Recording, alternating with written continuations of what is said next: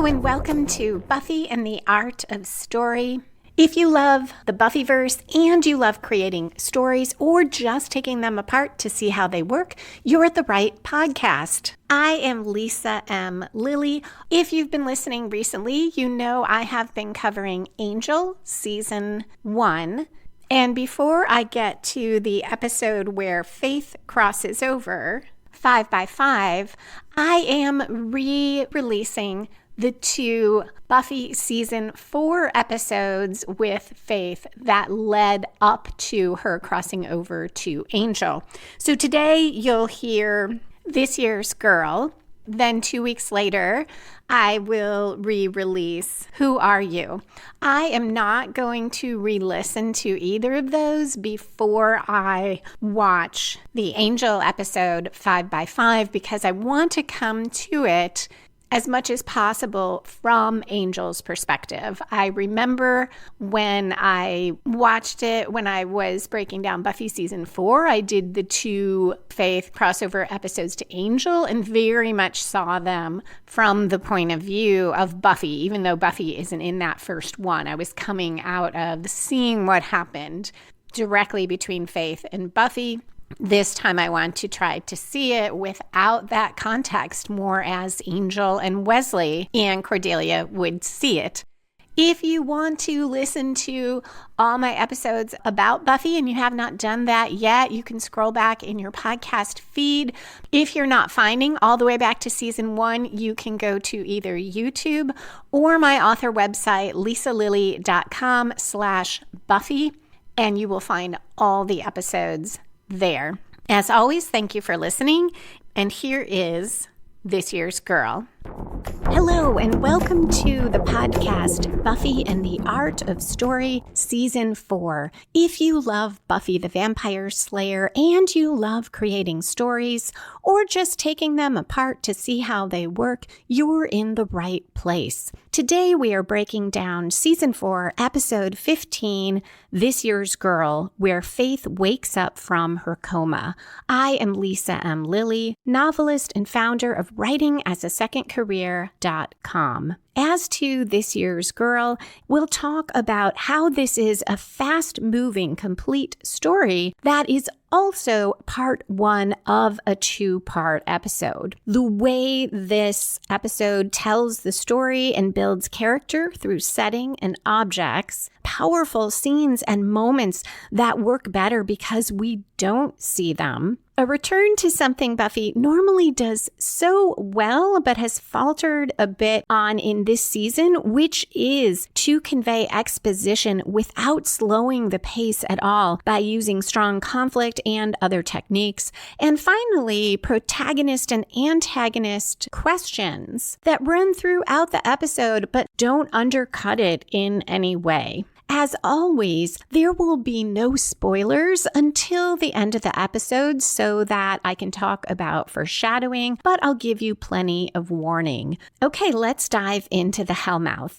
This Year's Girl originally aired on February 22, 2000. It was directed by Michael Gershman and written by Doug Petrie. This discussion will include highlights from the commentary Doug Petrie did for the DVD edition. We start with some opening conflict there to draw the reader or viewer in. Buffy and Faith are putting clean sheets on Buffy's bed, but when Buffy comments that they smell like summer, Faith says she wouldn't know, and Buffy apologizes saying she forgot, and Faith responds, "I noticed." Buffy tells Faith she needs to go soon and says it's just with, and Faith finishes Buffy's sentence saying, "Little sis coming." Blood drops onto the clean sheets. The music turns discordant and Faith looks distressed and says, "You ever gonna take this thing out?" Buffy's hand is holding that 2-handled knife that she stabbed Faith with in real life.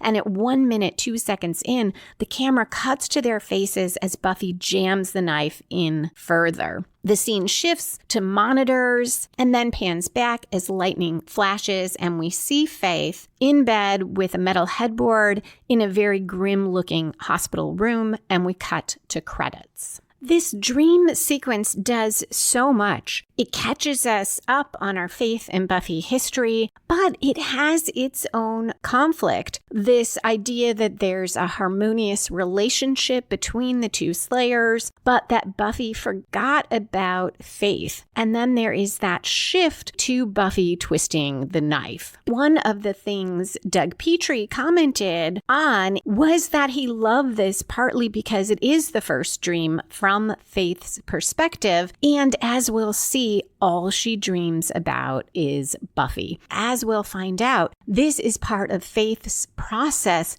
of waking up and understanding what happened to her and where the world is right now. We return post-credits, and the scene is set in Xander's basement. He is trying to get a blaster to work. Willow offers the not too helpful suggestion to just press some buttons and see what happens. Giles folds laundry in the background, letting viewers know that the Scooby Gang is still staying there in the basement. Buffy is frustrated and tired. She snaps at Xander, sits on the bed, and puts her head in her hand for a second. Giles suggests she get some sleep. She's been patrolling 3 days straight around the clock. She tells him she can't rest and goes on. There's a demonoid killing machine out there, Giles. It doesn't only work the night shift. Giles, though, was going to suggest some backup.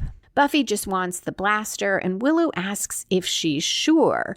And referring to Adam, Buffy says, he's the Terminator without the bashful charm. He's deadly, and the last time we met, he kicked my ass. But Willow meant that what about Riley as backup? Has Buffy heard anything? And Buffy says all the initiative will tell her is that Riley is fine. In the background, Xander is getting shocked by the blaster, but no one notices. Giles and Willow try to reassure Buffy Riley's the top guy for the initiative. They won't want to hurt him. But Buffy's more worried about the brainwashy behavior modification guys and says, so what happens when they start not liking his behavior? Now we are reaching 10% through the episode. Usually here we'll see the story spark or inciting incident that gets the main plot rolling. Because this is a two-part episode, I don't think we see that inciting incident for the two-parter until later. But here what we get instead is a story spark for a very strong subplot, which is Buffy wanting to help Riley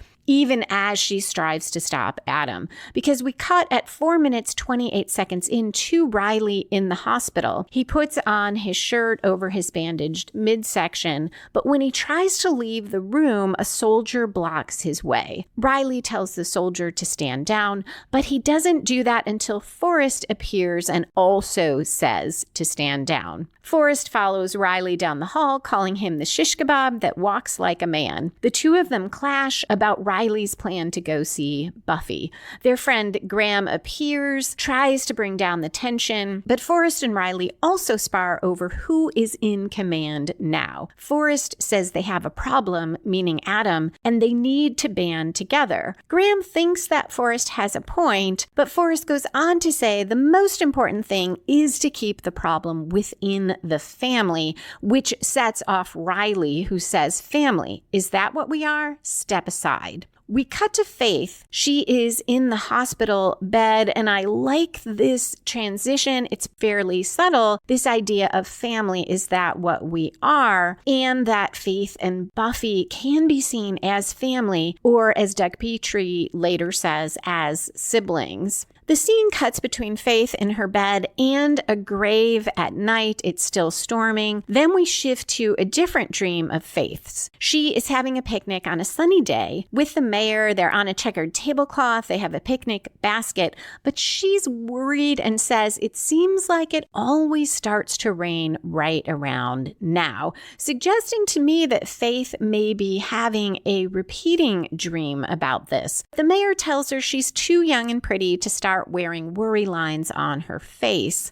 a garter snake crawls onto the tablecloth, and the mayor laughs and picks up this little harmless snake and tells it it doesn't belong there. He sets it aside, but Faith looks worried again. This is a nice callback to graduation and the mayor turning into a giant snake. Even though Faith didn't see that happen, I imagine that, like Buffy, she may have dreams that hint at things that she couldn't otherwise know. The mayor reassures Faith that nothing will spoil their time together, asks who wants cheesecake, which makes me think of Ted, the robot boyfriend, who was always asking people if they wanted food. The mayor turns aside to get the cheesecake and Faith yells no. At 6 minutes 59 seconds, Buffy appears and stabs the mayor with that same knife that was Faith's, but that Buffy used to stab and almost kill Faith. And Buffy says, "I told you I had things to do."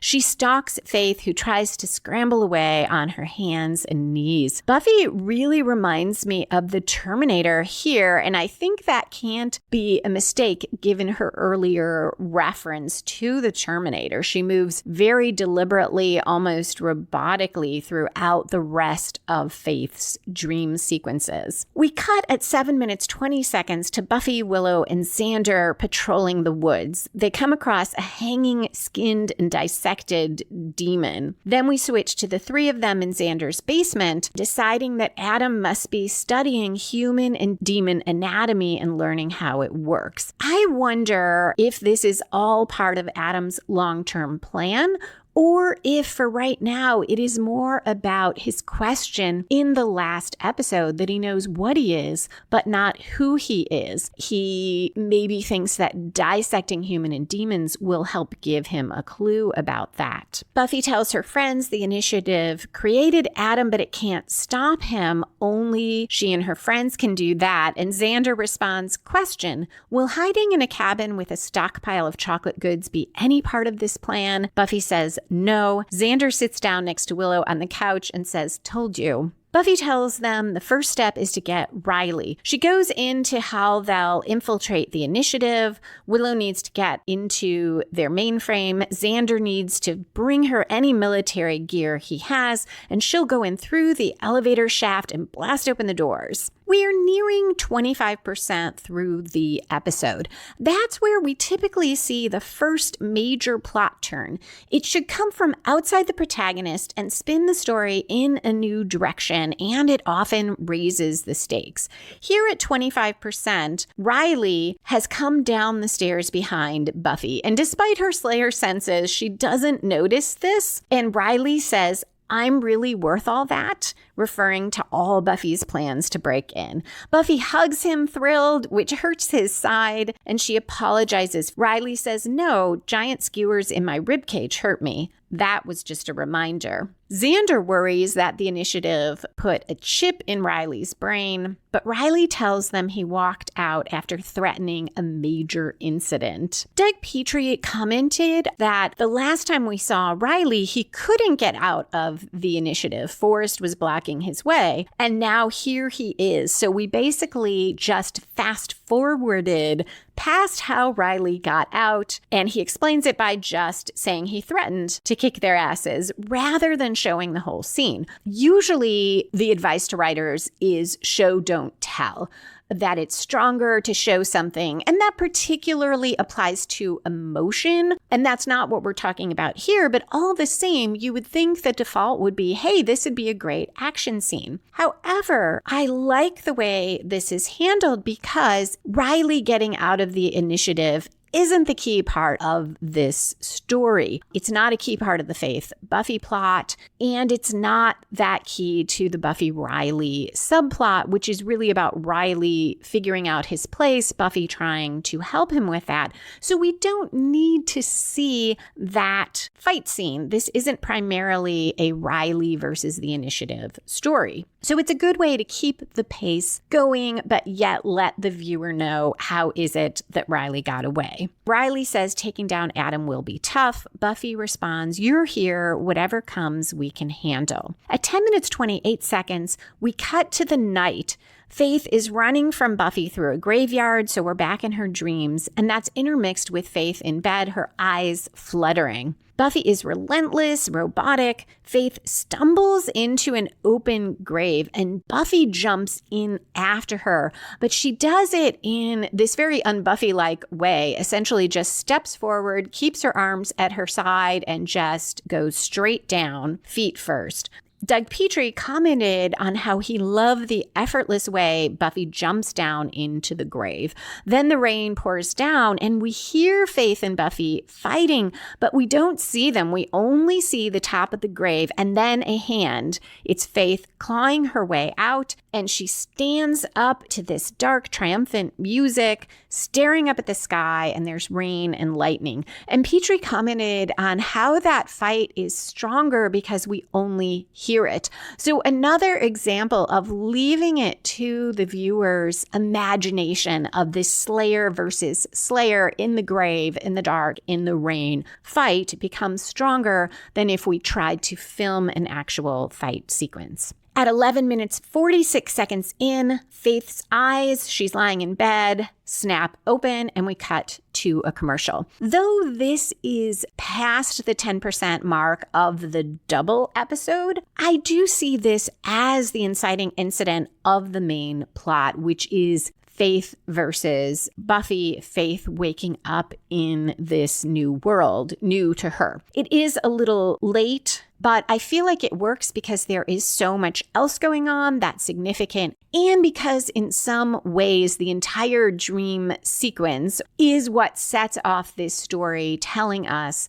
that Faith is about to wake up. So we have a lot of tension there, though the actual opening of her eyes comes beyond 10%. And Doug Petrie commented that as to this episode, Faith waking up is the end of Act 1. Petrie also commented that he loves Faith's dreams, which are kind of beautiful. The making of the bed in Buffy's room, her picnic with the mayor, and how Faith really wants to be this girl and have a dad. And in her mind, she had it. In that dream, she is taken care of, she's loved, and the only thing that screws it up is Buffy. In her mind, Buffy is the villain. When we return, Faith takes out her IV, heads into a dark hallway barefoot and in her hospital gown. A girl about Faith's height, in a bright red cardigan sweater and carrying a teddy bear, comes in through the doors at the end of the hall and asks a question about how to get to another ward. Doug Petrie commented on this basement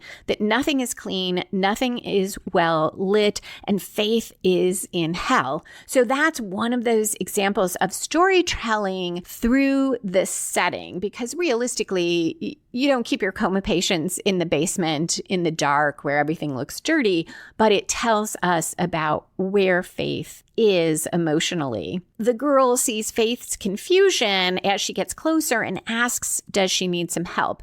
Faith says she has to get to Sunnydale High graduation, and then we get some more great exposition through conflict, and this conflict also shows us Faith's intensity. Faith says, graduation, and the girl says, what? And Faith answers, graduation. I got to get to Sunnydale High School graduation now. And the girl responds, well, you can't. I mean, Sunnydale High School isn't even there anymore. So it starts to dawn on Faith, and she says, what day is it? The girl says, Friday. And Faith says, what date? The date.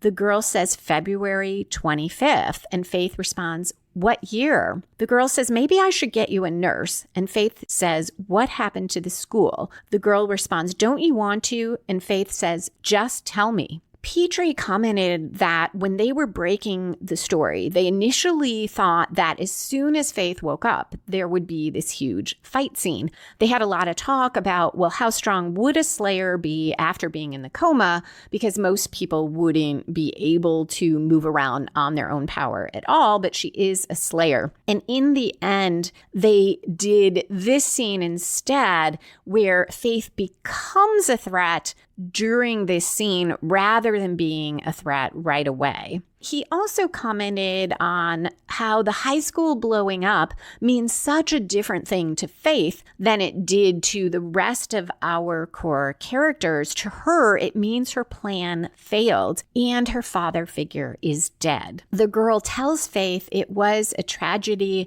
Lots of students died, and we get a close-up on Faith's face when the girl says that the mayor died. And again, the girl really thinks she ought to get Faith some help.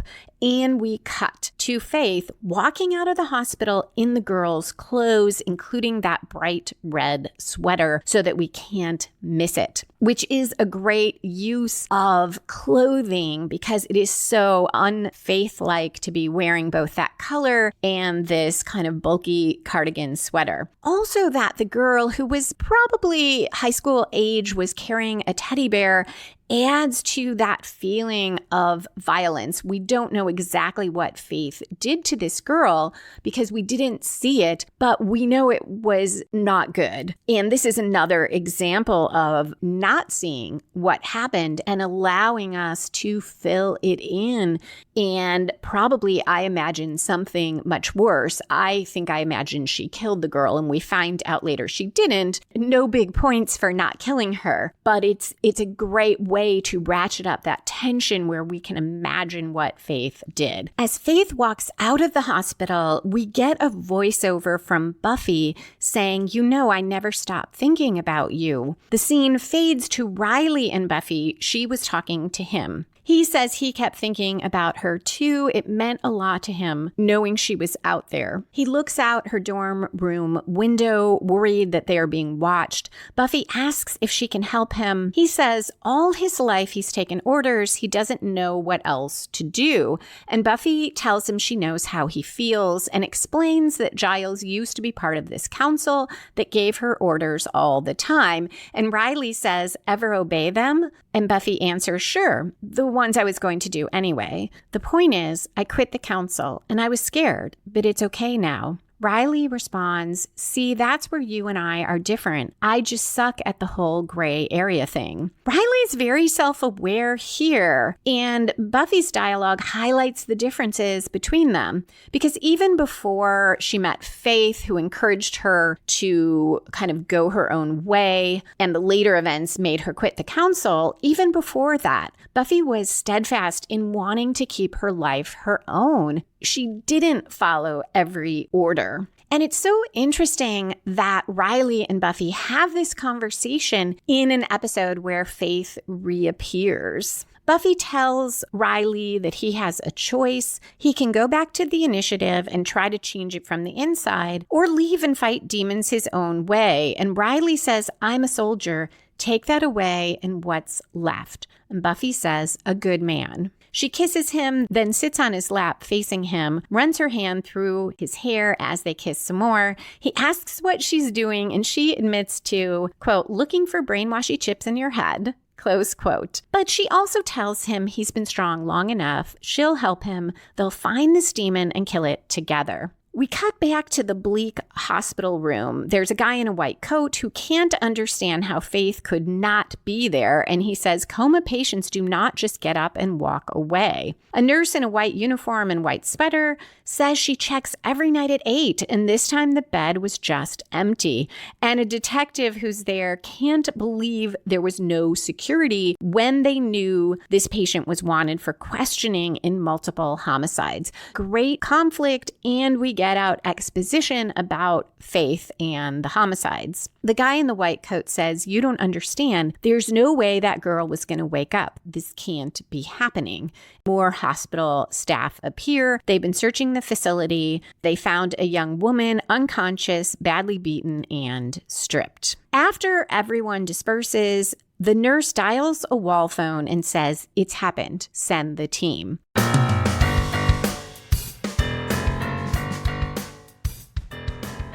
If you find the plot turns and the story structure overall that I talk about in this podcast helpful, and you may want to use it with your own story or novel, you can find free story structure worksheets at writingasasecondcareer.com/story and download those. Or you can check out my audiobooks, Super Simple Story Structure, or The One-Year Novelist, a week-by-week guide to writing your novel in 1 year, both by L.M. Lilly, Lilly. You can get those wherever you buy audiobooks. There are also links in the show notes and at lisalilly.com and writingasasecondcareer.com, or you can ask your local librarian to order those audiobooks for you. Both books also are available in ebook and workbook formats.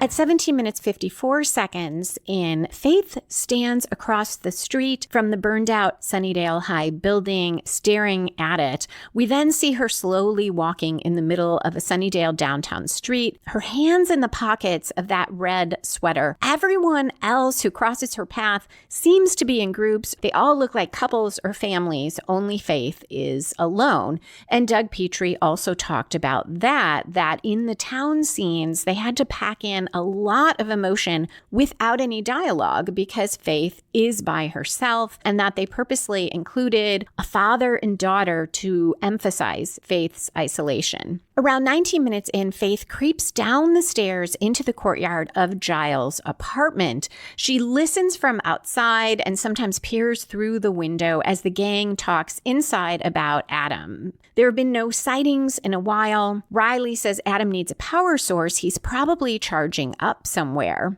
Buffy puts an arm around Riley and kisses him. The group speculates about whether Professor Walsh left notes about Adam and how they could get into the initiative. Riley offers to go back in to share information with them. He says it's the least he can do. Faith watches all of this, especially focused on Buffy and Riley. This is such a good way to keep the tension strong while the gang is giving the viewers a little more background about Adam and catching us up and showing us Riley's plans to go back into the initiative. If it weren't for Faith watching, that scene to me would feel a lot like some in the last episode where our characters are just handing information back and forth. This is a great way to put in exposition if you need to have something else going on that creates tension. And here it is what Faith will do, whether the group will notice her.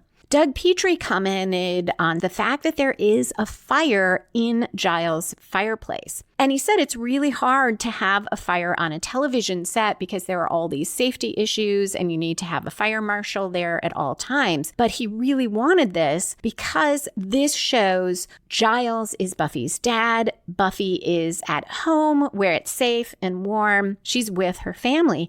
And Faith is spying on her, looking from the outside in at everything she doesn't have and Buffy does. And all of this fuels Faith's rage. And Petrie said he's been told he is too sympathetic to Faith and that he sometimes has to be reminded that Faith is psychotic. I think that makes him the perfect choice to write this story. As the viewers, we're not on her side, but it's so valuable to see how she sees things. It makes it such a more interesting and heartbreaking story. Faith isn't just a bad guy. At 20 minutes, 2 seconds in, the phone rings. It's for Buffy. So we're nearing the midpoint of the episode, and the midpoint is where we usually see the protagonist make a major commitment or suffer a major reversal. This same moment in the two-part story serves as the first major plot turn. That's that turn that spins the story in a new direction and comes from outside the protagonist and raises the stakes. So let's start with the midpoint reversal. This is one for Buffy because now that Riley is safe, she's ready to put all her energy into stopping Adam, and instead she's about to find out that Faith has awakened from the coma and escaped. So that's a major reversal. It puts Buffy and everyone in danger, and it spins the story because she can't concentrate on Adam or the initiative or Riley. She's got to find and deal with Faith, which raises the stakes for Faith as well, because now she can't simply lurk in the shadows. We hear Buffy's part of the conversation, something about an emergency, and Faith outside slips away. At 20 minutes, 50 seconds in, Buffy hangs up and says, "It's Faith. She's awake." Xander and Willow exchange worried looks as Buffy tells them Faith beat a woman up and no one knows where she is. Xander says, "I'd say this qualifies for a worst timing ever award." Giles says they have to find her. Willow says, "What about Adam?" And Xander comments, "I'd hate to see the pursuit of a homicidal lunatic get in the way of pursuing a homicidal lunatic." Buffy says Faith isn't low-profile girl. Buffy will patrol and wait for Faith to make a move. They debate what to do once they find her. The police wouldn't know what to do with the Slayer. And as to the council, Xander says, "Been there, done that," not unlike smothering a forest fire with napalm, as I recall. A nice reminder through conflict of season 3 when Angel was starting to get through to Faith, but the council came, took her into custody, and then let her escape, causing her to spiral further into darkness. It also foreshadows some of the second part of this episode. Buffy says there's no way around it. Faith is her responsibility. And Willow says, "Yeah, too bad. That was the funnest coma ever." And Buffy goes on, she has no idea what Faith is thinking, and Xander says who she's doing. This and a later comment Xander will make suggests to me the writers never saw Faith's assault of Xander when she tried to strangle him as a sexual assault or any type of assault that truly traumatized Xander. It suggests what lingers for him is having sex with her for the first time and the jealousy he feels of her being with anyone else. Certainly he could have complicated feelings. He could feel both ways about that, but we haven't gotten any evidence from him about Faith nearly killing him or sexually assaulting him. Buffy goes on that Faith could be terrified, or maybe she doesn't remember what happened, or she does and she's sorry and is alone and hiding somewhere. And Petrie commented that Buffy doesn't know how to respond to Faith because she feels responsible, and she is responsible for Faith's coma. She stabbed Faith and Faith jumped off the building to get away from her. And this is where Petrie also spoke to the idea of sibling rivalry between the two Slayers, and that who is the older sister and who's the younger shifts around. Sometimes Faith seems like the older sister because she's more worldly, she's very strong, and she's the villain. But other times it feels like Buffy is the older sibling because she is more centered, more mature, and more together. Giles muses that maybe there's some rehabilitation they haven't thought of. Willow suggests kicking ass as a backup. And Buffy says they need to find Faith first. At 22 minutes 31 seconds in, for the first time in forever, we cut to Riley, who says, "Who's Faith?" So now we know Buffy never told him this part of her Slayer history. Rather than anyone answering Riley, we cut to Willow and Buffy. And I feel like that's a really interesting choice, because if we just had Buffy talking to Riley, she would be telling him things we already know. And while there'd be some tension because we'd know what she's leaving out, we wouldn't really get Buffy telling us her feelings about that.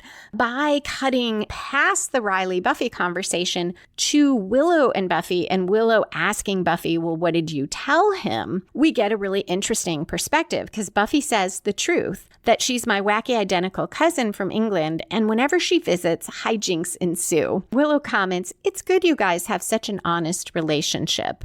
Buffy clarifies that she did tell him about Faith. She vagued up some bits, but no outright lies, including she didn't tell him about Angel because it's a long conversation and she needs to focus on finding Faith. And I think maybe that's true. That is a long conversation that could be quite a distraction. And at the same time, I'm pretty sure it's also because Riley made that comment about not being good at gray areas.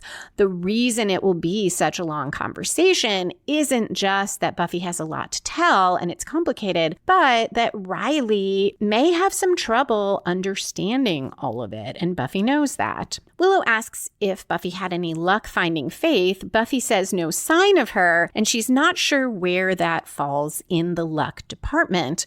Willow comments that every cop in Sunnydale must be looking for Faith. Buffy agrees, the pressure's on, and says, I tell you, if I were her, I'd get out of Dodge post-hasty. Though it's not obvious until this moment, Faith was standing with a group of students with her back to Buffy, and now she turns and says, "You're not me." And we cut to a commercial. When we come back, Buffy says she's been looking for Faith. And Faith says, I've been standing still for 8 months, Bea. How hard you look? And Buffy says, are you all right? Faith responds, 5 by 5. That's the thing about a coma. You wake up all rested and rejuvenated and ready for payback. Buffy tells her it doesn't need to be that way, but Faith tells her it does. After all, Buffy tried to gut her. Buffy says Faith would have done the same to her given the chance. Faith is clearly ready to fight. Buffy looks around and says, Faith, these are innocent people. Faith says, no such animal. And she goes on to say Buffy is still the same better than thou, Buffy. And then she says she had this dream while she was in the coma, that Buffy tried to kill her over a guy, but in the time that Faith was knocked out, Buffy's moved on to the first college beefstick she met.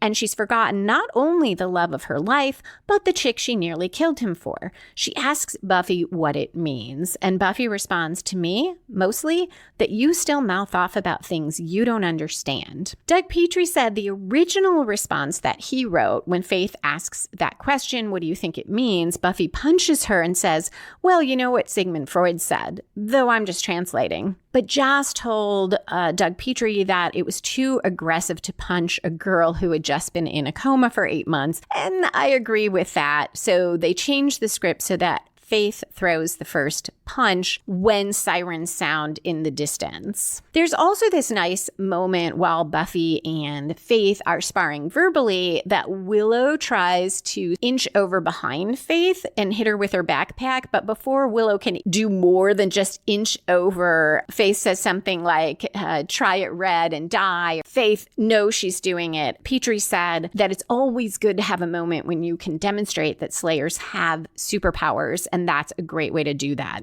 After that first punch, Buffy and Faith fight until a police car pulls up. Now Willow does get in a whack at Faith's back with her backpack. Faith threatens Buffy and runs. Faith goes over a stone wall, and by the time Buffy reaches it, she doesn't see Faith anywhere. At 26 minutes in, we cut to Willow and Tara walking through the student lounge area, keeping an eye out for Faith, who Willow describes as psychopathic super bitch. Tara's nervous, but Willow reassures her it's strictly recon, making Tara laugh a little, impressed that Willow is this cool monster fighter. Willow tells her Faith's technically not a monster and describes her as this cleavagey slut bomb walking around going, ooh, check me out. I'm wicked cool. I'm 5 by 5. Tara asks what 5 by 5 means, and Willow says nobody knows. It's just something Faith says. And I thought this was such a great way to flag Faith's 5 by 5 phrase so that the audience catches the significance at the end of the episode. I don't love this slut shaming of Faith, and we'll get more of it later. It is a reflection of the times. I like to think that now, if the show were written,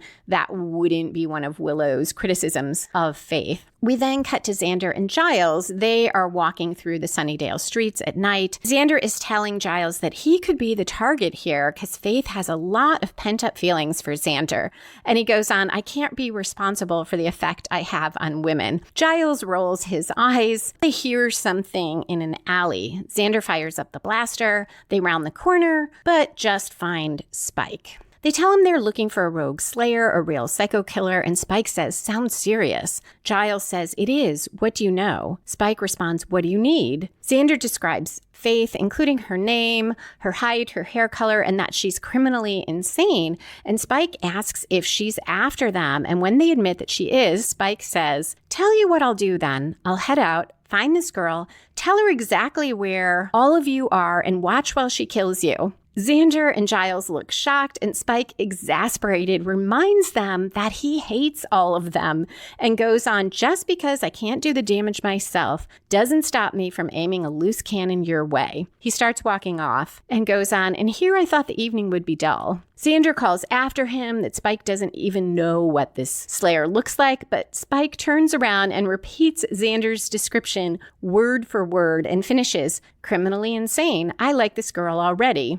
Xander turns to Giles and says, "We're dumb." So what's really interesting to me is Doug Petrie said that both this scene and the Willow and Tara scene, both of those were added after the whole episode was shot because they came up, I think he said about 9 minutes short. So Joss Whedon suggested, well, the friends should be out looking for Faith. I love that because these are two of my favorite scenes. And also there I was admiring so much this subtlety of working in the 5x5 comment, a way to highlight that. And I would have sworn that was purposeful. And here they were filling in some space. So it just shows what you can do sometimes. Often the idea of, oh, I've got to add some scenes to make it longer is a recipe for boring scenes or what stand out as filler scenes. And here, I think these scenes are just fantastic. We cut back to the nurse from the hospital. She watches a helicopter land on the roof of the facility, and 3 men in black get out. Now at 30 minutes, 6 seconds in, we're back to downtown Sunnydale,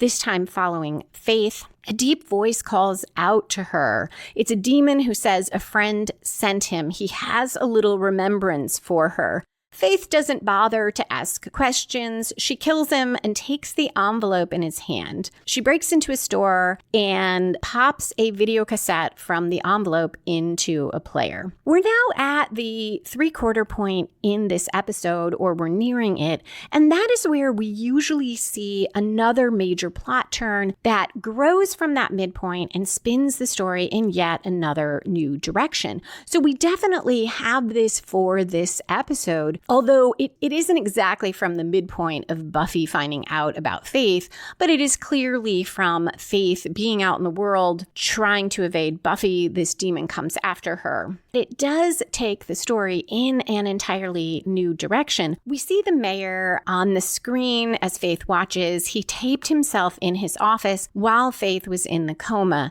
and he says if she is watching, it only means one thing. He is dead, and their noble campaign to bring order to Sunnydale failed. Though he jokes that maybe he's in a museum and kids are sitting there watching, and he waves to them. But he turns serious again, says he believes she will wake up, but she'll find the world has gone and changed, and he wishes he could make a better world for her to wake up in. But he goes on, "We both have to understand that even my power to protect and watch over you has its limits. See, the hard pill to swallow here is that once I'm gone, your days are just plain numbered. Now I know you're a smart, capable young woman in charge of her own life. But the problem, Faith, is that there won't be a place for you in the world. Right now, I bet you're feeling very much alone. But you're never alone. You'll always have me, and you'll always have this." And he holds up a box and tells her, go ahead, open it. So there is a box in her envelope. And he says, just because it's over for my Faith doesn't mean she can't go out with a bang.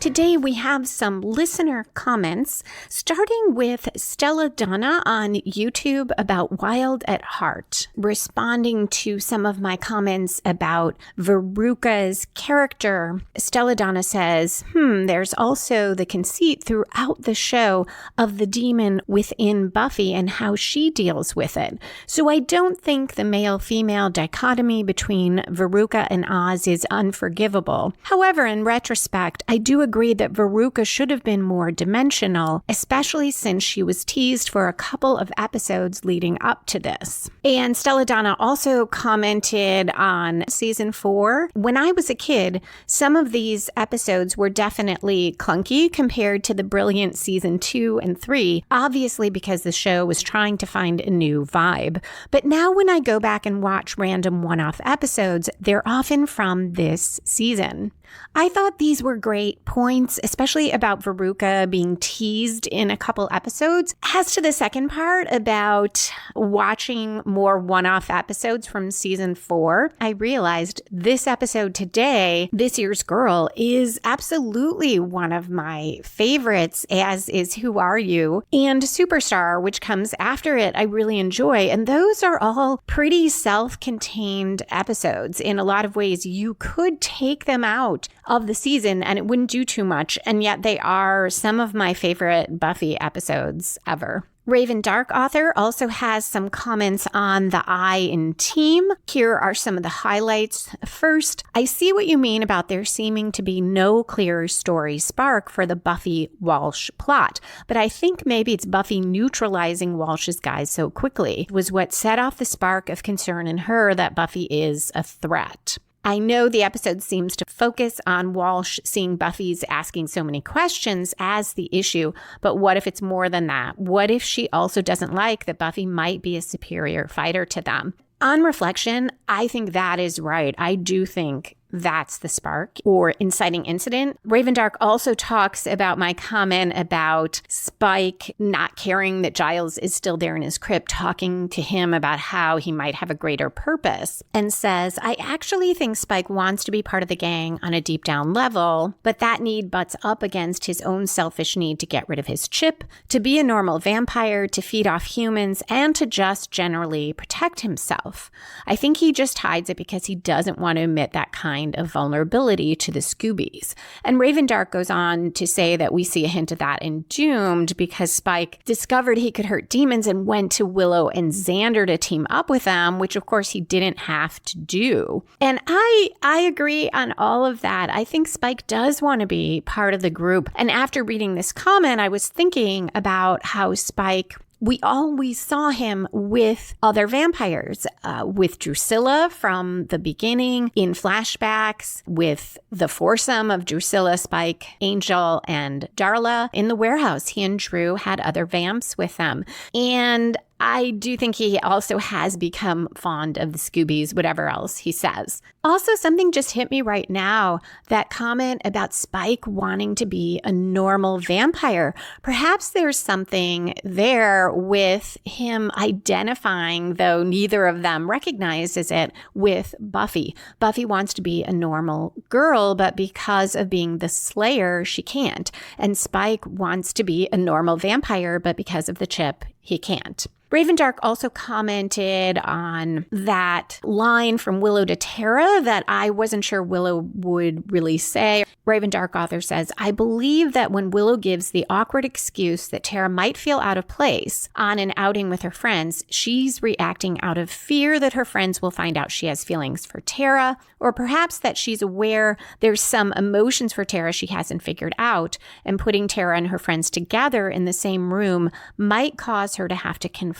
feelings that have repercussions she isn't ready to face. Willow's excluding Tara isn't nice, but we have to consider the climate of the times in which this episode aired. It was still a time when gay individuals had to be very careful about coming out, and being in same-sex relationships often still had horrible consequences. This is such a great point, and I really should have seen this and didn't. So thank you, Raven Dark Author, for pointing that out. If you would like to comment on the show, you can do so at lisalilly.com/Buffy story by adding a comment under the post with each episode, or on YouTube under the episodes, or on the Facebook Buffy in the Art of Story group, or tweet me at Lisa M. Lilly, #Buffy story.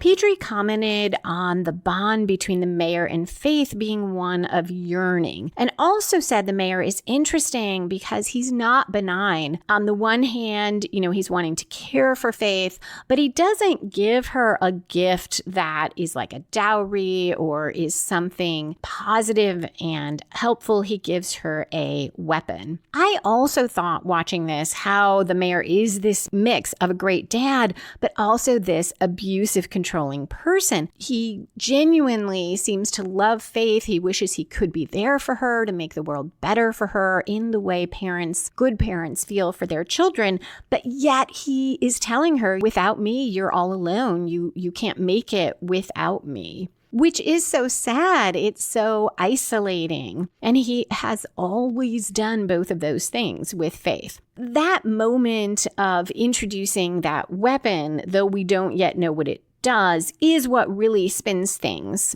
At 34 minutes, 8 seconds in, we switch to Buffy telling Riley she's a very dangerous woman. Riley chuckles, clearly not taking her seriously, and says, okay, I get it, really. Faith bad. Do I look like I'm arguing? And Buffy says not yet, but he tells her he really does want to help her fight. Buffy says he can't help, and to demonstrate, throws him a Nerf ball, and it hurts him terribly to catch it. Riley still wants to do more than wait around for Buffy to pummel this gal. She points out that the fact that he just called Faith a gal shows he's not taking her seriously. But Riley doesn't focus on that. Instead, he says he's never seen anyone get under Buffy's skin that way and wants to know exactly what Faith did to her. Buffy tells him it's a long story. He responds he's from Iowa, where they drive 4 hours for a football game, and he's still grinning as he says she can tell him. Buffy says she already told him Faith hurt Buffy and hurt her friends, and she's a psycho killer. I want to have some sympathy for Riley here because he's not wrong. There are things Buffy's not telling him. Those things may be part of the intensity of her feelings. And if he didn't keep grinning about it, I think I would have sympathy if he were taking her seriously and then saying,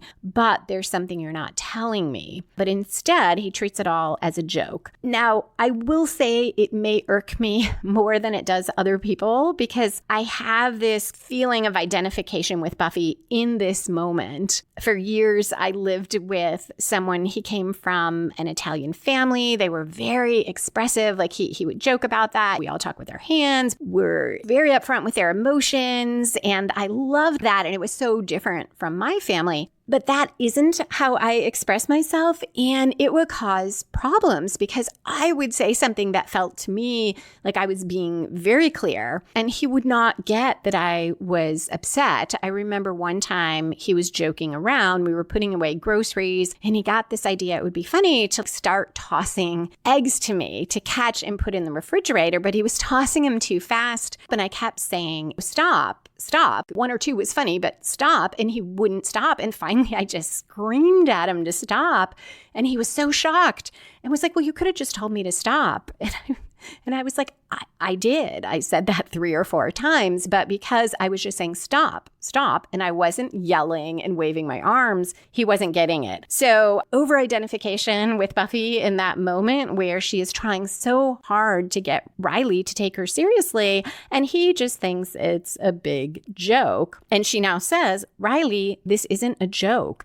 There's a criminally insane woman out there with superpowers who thinks I'm responsible for ruining her life. I know Faith. She'll come after me, and she'll come after the people that I love. And we cut at 35 minutes, 40 seconds in to a knock on the Summers' door. Joyce opens, Faith is there and says, hi, Joyce, and punches Joyce. And we cut to a commercial. We see Faith bring her arm back and swing. We hear the impact, but we do not see Joyce get punched. And Doug Petrie said that's because he likes Joyce and he didn't want to show her getting punched in the face. But he said it ended up being a stronger moment because of that, because we don't see it, much like that fight in the open grave, which he said became scarier and more powerful because we didn't see it. When we return from the commercial, Faith is going through Joyce's lipsticks. She finds one called Harlot and puts it on, saying, way to go, Joyce. Joyce sits on the bed. Her hands are held together on her knees. Faith tells Joyce to be honest and asks how she looks with the lipstick, and Joyce says, psychotic. Faith responds,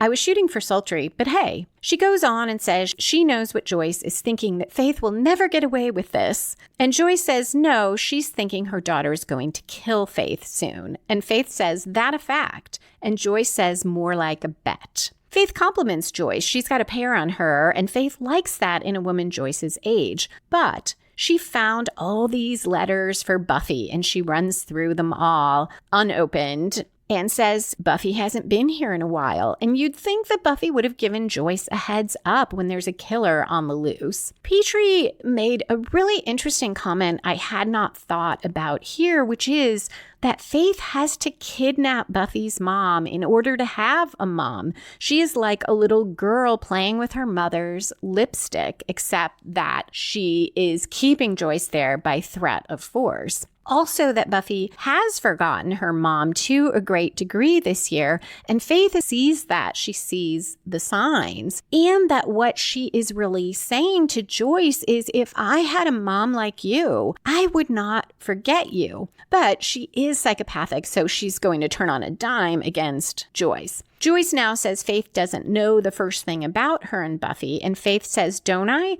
I know what it's like. You think you matter. You think you're part of something and you get dumped. It's like the whole world is moving, but you're stuck. It's like those animals in the tar pits. It's like you just keep sinking a little deeper every day and nobody even sees. And Faith continues, sooner or later, you're going to have to face it. She was over us a long time ago, Joyce, too busy climbing on her new boy toy to give a single thought to the people that matter. I mean, you're her mother. Her tone is escalating. Faith turns to the dresser and grabs a giant knife, spins around toward Joyce and says, and she just leaves you here to die. Buffy bursts through the window, breaking the glass, lands on Faith and punches her. Buffy stands and says, hi, Mom. And Joyce says, hi, honey. We're about 38 minutes, 41 seconds in, and this is the beginning of the climax for this episode. This is where our protagonist and antagonist have their final confrontation and resolve the conflict. As they fight, Joyce calls the police. It is a great fight scene. They move into the upstairs hallway. They roll down the stairs. They fight, I think, in almost every room of the house. And Faith says, thought I'd go after the clean Marine, didn't you? He's a cutie. Looks like he could use a good roll in the sack. And Buffy says, you're not his type. He's not big on sleaze. Faith says he's probably just never tried it. Buffy responds, going after the boyfriend again? That's tired. This is all as they are trading blows. At 39 minutes, 50 seconds in, we cut to Giles. He walks into his apartment, flips the light switch, but it stays dark until someone else turns on a lamp. It's those three goons in dark clothes from the helicopter, and one of them says, hello, Rupert. We go back to Buffy and Faith fighting. Sirens sound outside, and Faith runs for the living room. Before that, we have this great use of space and objects. Faith opened one of the French doors and slammed it into Buffy. One of them threw the other on the large coffee table and smashed it to pieces. Red lights start flashing from outside. Faith gets to the mantle, puts on a metal device over her hand so it's palm out, turns and catches Buffy's hand so that their palms are pressed together. A light flashes. They both look startled and look at one another. Faith looks especially puzzled. At 40 minutes, 51 seconds in, Buffy slugs Faith hard enough to knock her out, and Faith lands on that smashed up coffee table.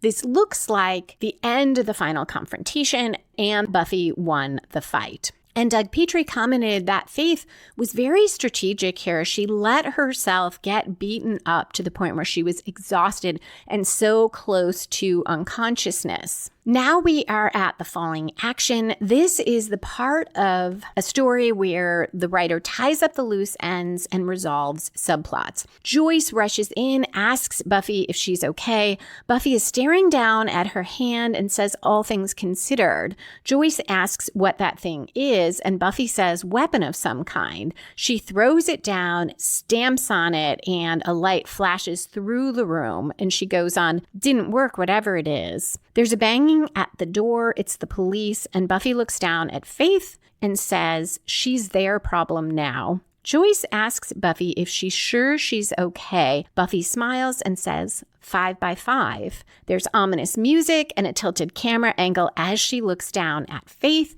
and to be continued flashes on the screen.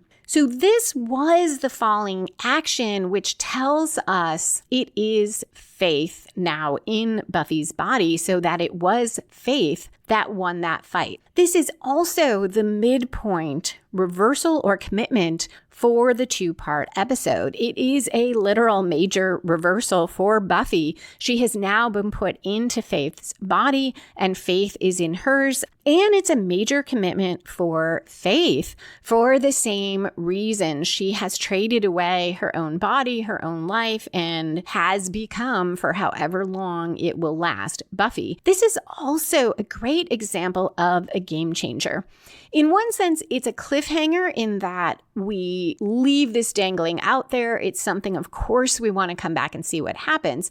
But the reason I think of it as a game changer rather than a cliffhanger is because our main story did resolve. The Buffy and Faith conflict within this episode of Faith waking up, pursuing Buffy and Faith having their confrontation did resolve, and Faith won this round.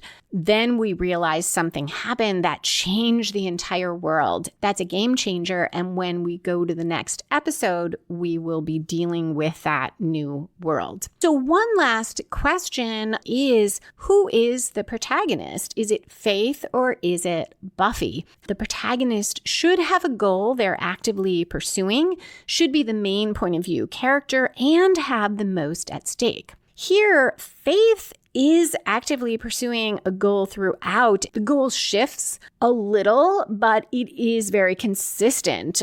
First, she wakes up. It's to acclimate to this new world, but she has been thinking of Buffy the whole time.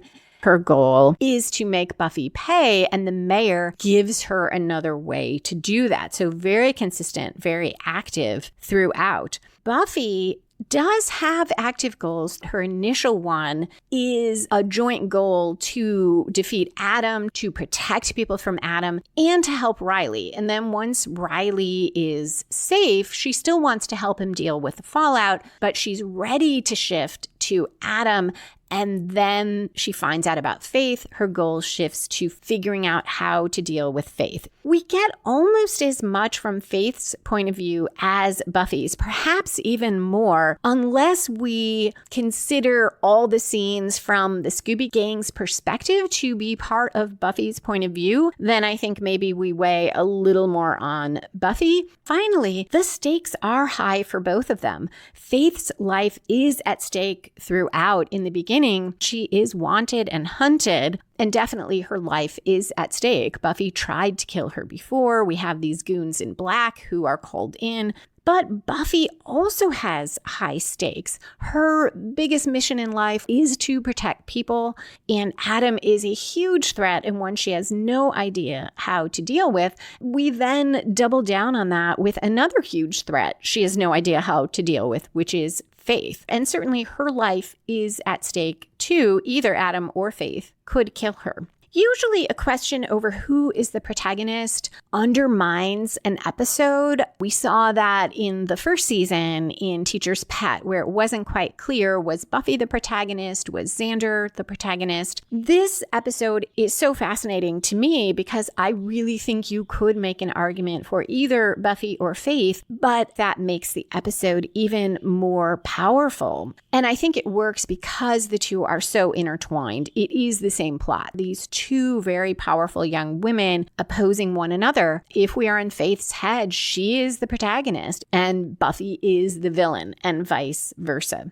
A couple other things from Doug Petrie's DVD commentary. He mentioned the initiative as being very Star Trek-like, because there's a line Riley has when he's confronting that soldier outside her room, and he says, "Stand down before I put you down." And I think that does tell us something about how the writers saw the initiative. He also commented about those three guys, that what's fun about writing for Buffy is that the universe expands all the time. And these three guys are an example of that. Hopefully not too much of a spoiler to say we'll find out they are from the Watchers Council, but these three guys seem to be the particularly dark side of it that maybe the show itself didn't know existed until they were necessary in this episode. So he enjoys the way that the world evolves. So that is it for this episode, other than spoilers and foreshadowing, which I hope you will stick around for. Thank you so much for listening, and a special thank you to patrons who support the show and who get access to bonus content. So if you haven't had enough of my voice and my thoughts about Buffy, you can become a patron and get more of that.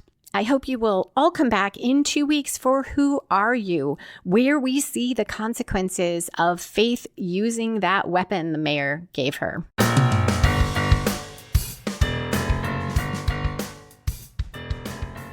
And we are back for foreshadowing and spoilers. In Faith's dream, when Buffy is apologetic, saying she has to go, Faith mentions little sis coming.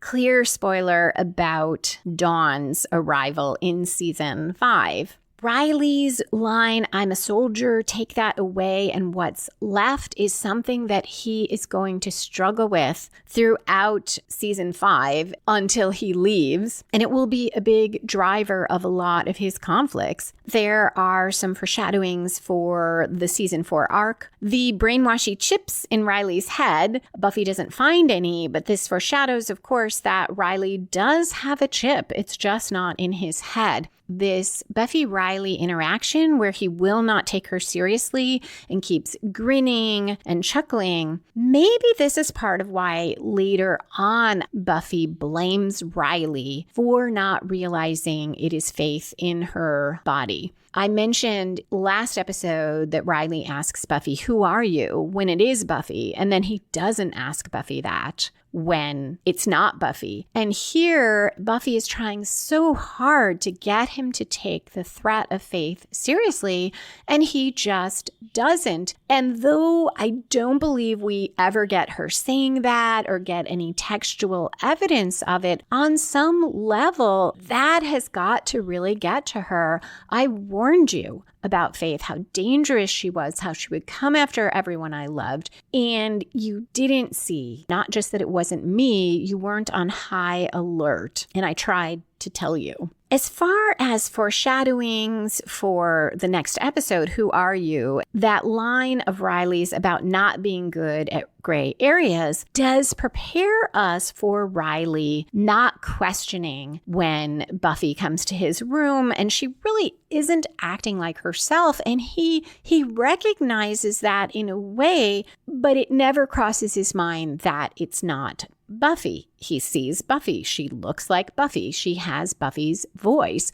Riley's not good at the gray areas, and it doesn't occur to him that something supernatural could be going on, despite that he does know about demons. He does know about magic, but it never crosses his mind. He's not good at gray areas. Xander's comment about the council, been there, done that, not unlike smothering a forest fire with napalm. And that is exactly what the council does. They come in, they make everything worse. As I mentioned, I don't love the slut shaming of Faith. It does, in a way, build toward that scene where Faith in Buffy's body comes on to Spike and taunts him. And I wonder if that is part of why we have these allusions to Faith's sexuality, also preparing the way for her to go after Riley, which is so strongly foreshadowed. And I cannot believe I never ever noticed this before. When Faith says, "Thought I'd go after the clean Marine, didn't you? He's a cutie, looks like he could use a good role in the sack." I never noticed that she said that, and that is what she does. I think some of it is because in Who Are You?, that doesn't seem to be something Faith is intent on. She doesn't appear to even think about going to see Riley until, I'm pretty sure it's Willow who mentions something about, "Are you going to go see Riley?" And Faith is like, "Oh, that's a good idea." So that is it for spoilers and foreshadowing. Thank you again for listening, and I hope you will come back in 2 weeks for Who Are You?, the Faith Buffy body switch episode, one of my all-time favorite Buffy episodes ever. Remember, you can find back episodes of Buffy and the Art of Story at lisalilly.com. lisa.com/Buffy story. That's LISALILLY.com/Buffy stories. Also, if you like supernatural thrillers or private investigator novels with smart, strong female protagonists, you can try the first in each of my series free at lisalilly.com/free. Music for this episode was written and performed by Robert Newcastle. Buffy and the Art of Story is a production of Spiny